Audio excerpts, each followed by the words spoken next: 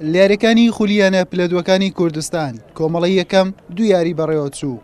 یەکێکیان لەسەر بلیتی سەرکەوتن بۆ قۆناغی داهاتوو بوو، ئەوەی تریش لەسەر دەرچوون یانمانەوە لە کێبڕکەکانی خولەکە.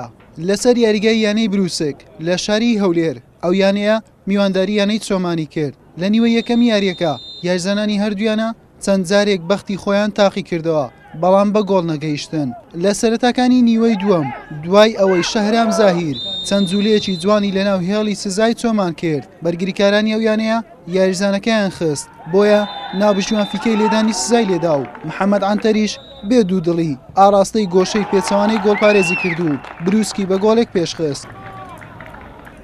یاریزانانی چۆمان بە پەرۆشیەوە هەوڵی یەکسانکردنەوەی ئەنجامی یاریەکەیان دەدا، بەڵام تا کات دەڕۆیی ئەوان لە ماڵ ئاوایی نزیک دەبوونەوە.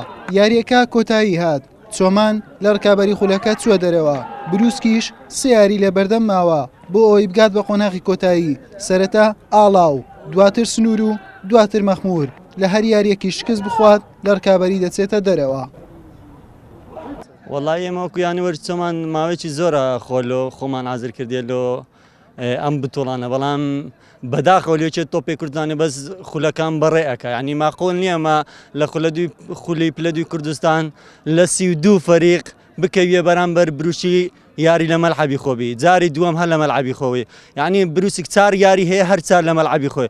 ڕاستە لەوانەیە گەمەی بەرامبەر جیانی لە مەلعەبی پێشمەرگەی دوی، بەڵام کاکە مەحقول نییە فەریقێکی وەک چینادی چۆمان زیاتر لە 3 ساعتان لە ڕێگابی بێتە هەولێرێ، فەریقی هەولێرە 4 گەمە لە ناومەلەکە. ئەوە نەعەدالەتێکە بەڕاستی بەرامبەر تیپەکانی دەرەکە، یعنی تو یاریت لەناو هەولێرێبی بە مەلعەبی دیکە حسابی، یعنی 4 گەمەی کردی لەناو خاچی خۆ، ئەمە 2 گەمەمان کردی هەو ساڵ هەردووک لە دەرێ هەردووک دەگە یەک فەریقی خوا قبوڵ ناکە. بەڕاستی دەبی یەکێ تۆپێ کوردستان یان بتوڵەکان نەکاتۆ یان نەعەدالەتێک قبوڵ نییە، ینی پێویست ناکە ئەوە هە بەردەوام لەسەر خەڵەتیانە بڕوە.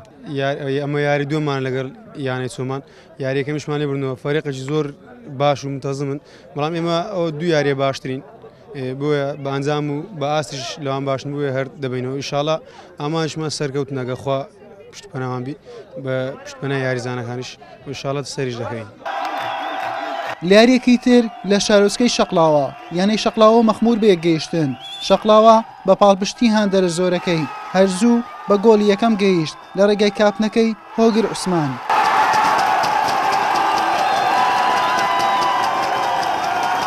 لە خولەکی 16 داود محەڕەم پیشەگەری ئێرانی گۆڵی دووەمیشی بۆ شەقڵاوە زیاد کرد. لە خولەکی 25 هەمان یاریزان بە گۆڵی سێم مەخموری تێکشکان. لە نیوەی دووەم هەرچەندە یاریزانانی مەخمور زۆر هەوڵیاندا بگەڕێنەوە بۆ کەشی یاریەکە بە تۆمارکردنی گۆڵێک جیاوازیەکە کەم بکەنەوە، بەڵام ئەنجامی یاری تا کۆتایی بە 3 گۆڵی پاک بە سوودی شەقڵاوە مایەوە و شەقڵاوە سەرکەوت بۆ قۆناغی داهاتوو. مەخموریش یاریەکی دەمێنێت بۆ ئەوەی دوا دەرفەتی خۆی تاقی بکاتەوە. حوسێن محەممەد، کەناڵی پێام، هەولێر.